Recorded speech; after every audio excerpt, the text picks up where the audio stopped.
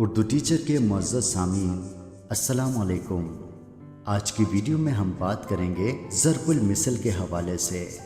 ضرب المثل کے لغوی معنی کی بات کی جائے تو ضرب کے معنی مارنے، مہر لگانے یا ٹھپا کے معنوں میں استعمال ہوتا ہے، جبکہ مثل کہاوت، داستان اور کہانی کو کہا جاتا ہے، بالخصوص جو مشہور ہو جائے۔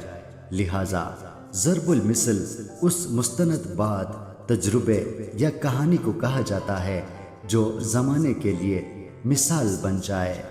ضرب المثل ایک عالمگیر سچائی اور حقیقت ہے جسے انگریزی میں یونیورسل ٹروتھ کہا جاتا ہے۔ ضرب الامثال تمام زبانوں میں ہوتے ہیں اور تمام زبانوں میں یکساں ہوتے ہیں۔ کوئی بھی وقت، زمانہ اور حالات و واقعات اس میں تبدیلی نہیں لا سکتے۔